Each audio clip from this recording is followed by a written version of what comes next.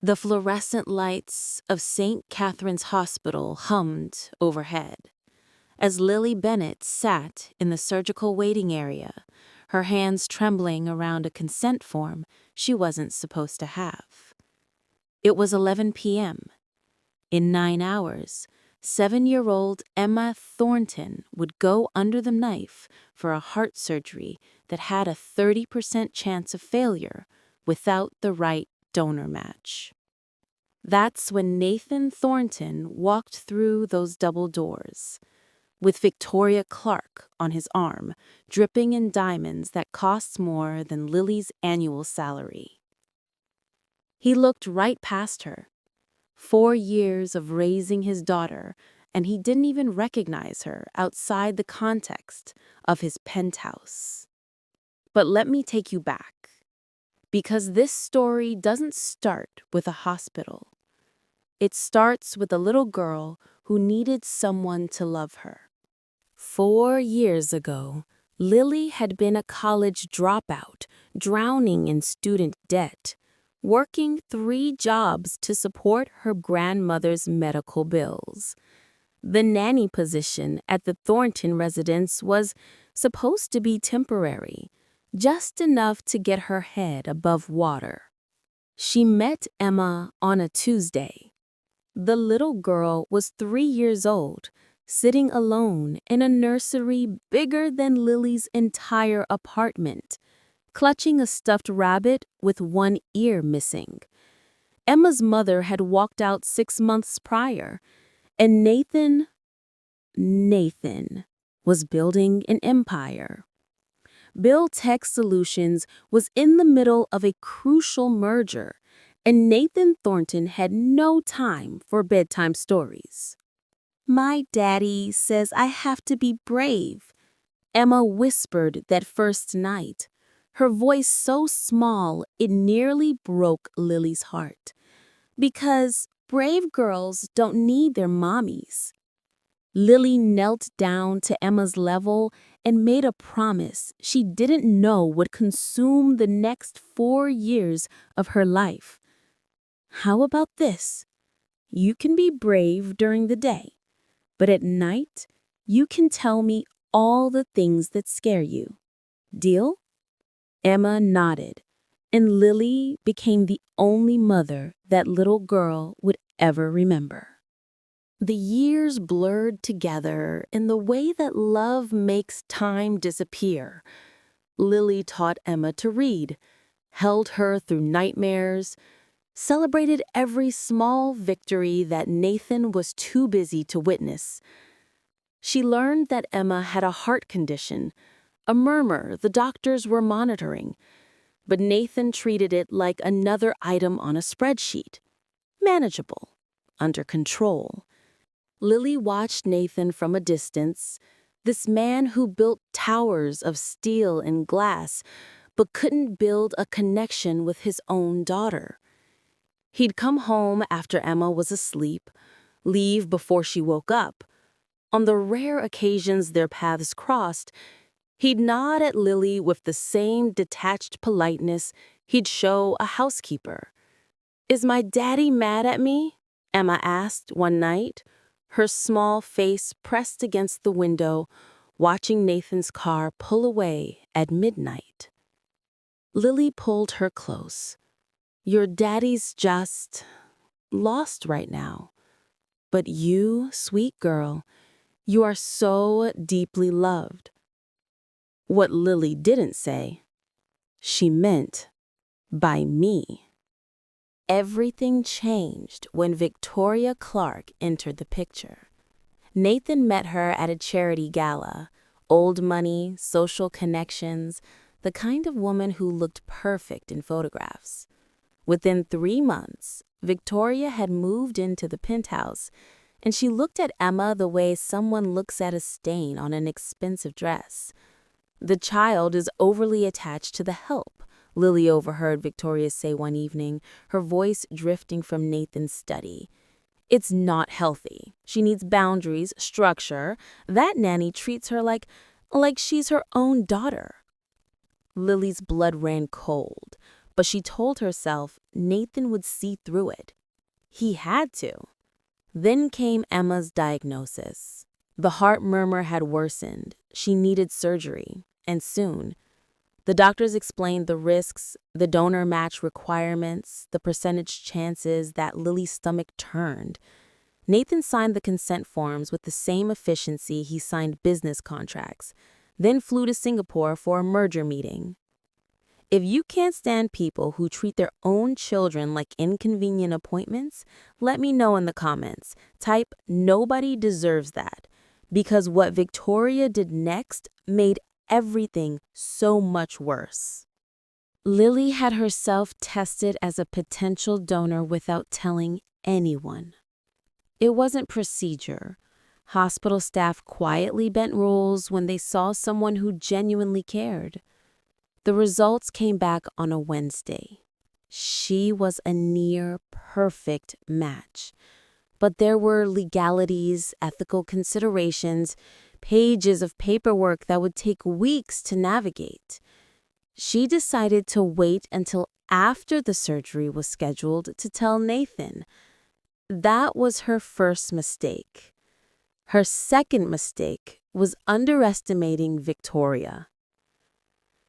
The firing came through Nathan's lawyer on a Friday afternoon, exactly 27 hours before Emma's surgery. No phone call, no explanation, just a severance check and an NDA with a clause that prohibited her from contacting Emma ever again. Lily's hands shook as she read the letter in her small apartment, Emma's drawings covering her refrigerator, her laugh echoing in Lily's memory. She called Nathan 17 times. He didn't answer once. She found out the truth from Rachel, the housekeeper, who whispered it over a desperate phone call. Victoria had convinced Nathan that Lily was emotionally manipulating Emma, creating dependence, trying to replace her mother. She painted Lily as obsessed, unstable, crossing professional boundaries. And Nathan, desperate to make his new life work, to prove he could be the man Victoria needed, believed her. He wouldn't even let Emma say goodbye. Rachel's voice cracked through the phone. "The little one's been crying for 2 days straight, asking where you went.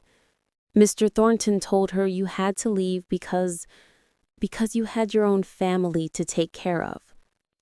Lily pressed her forehead against the cold window of her apartment, watching the city lights blur through tears. In her bag was the donor compatibility report, and her heart was a choice that could destroy her: walk away and protect herself, or show up to that hospital and force Nathan to see what he'd thrown away. The night before the surgery, Lily made her decision.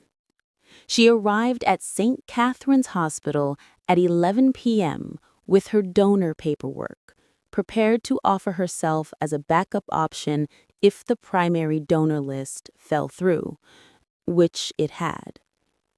The hospital administrator had called her that afternoon, voice tight with urgency. They needed her. That's when Nathan walked in with Victoria, and he looked right through her. "Mr. Thornton?" She stood, her voice steadier than she felt.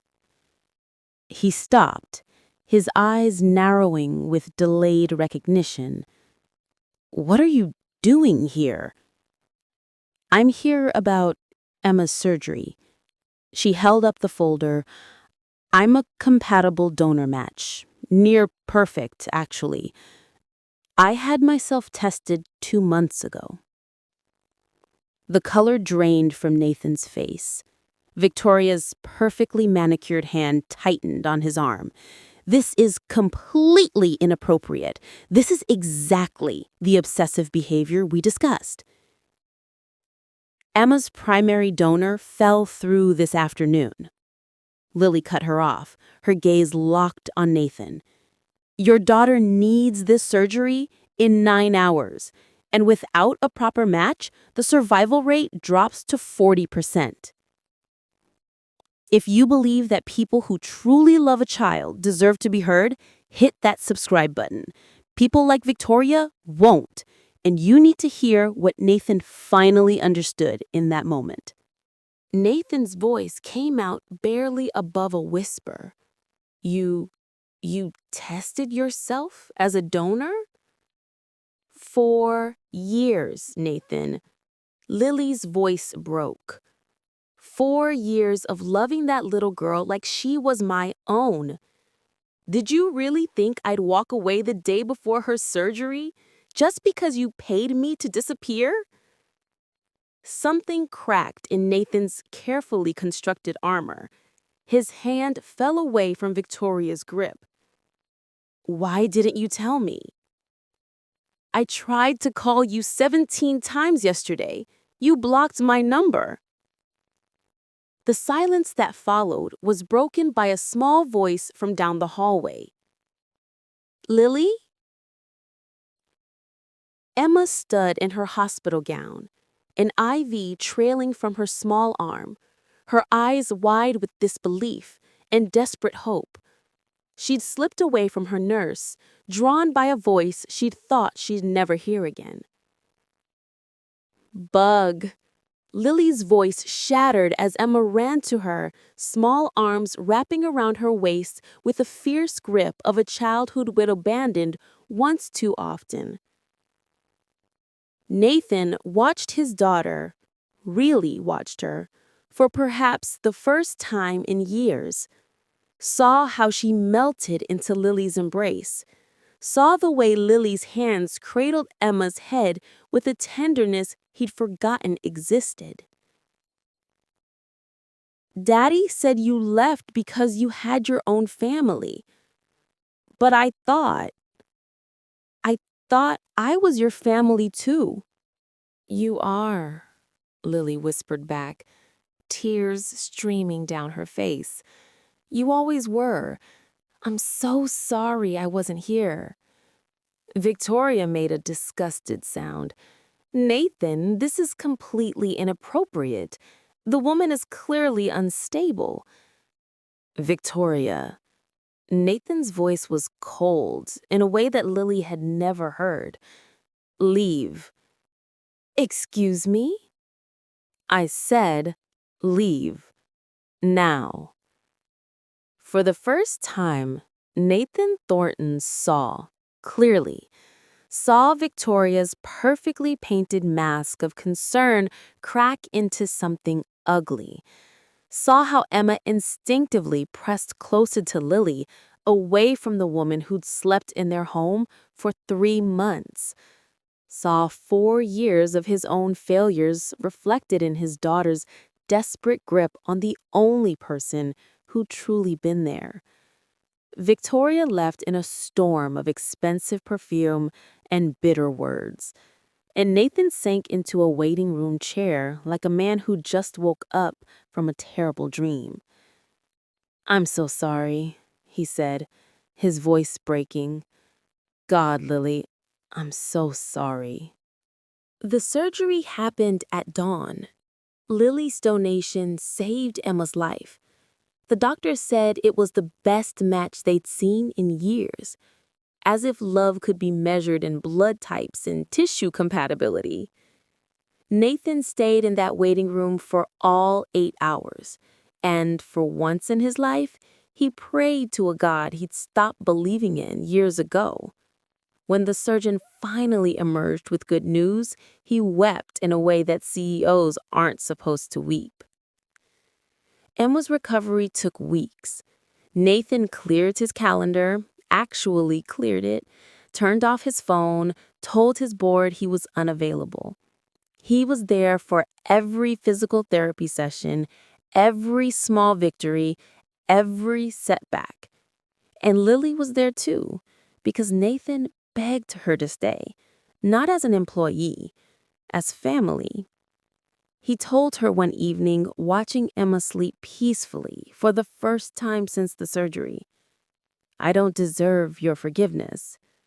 Lily said quietly, You're right, you don't.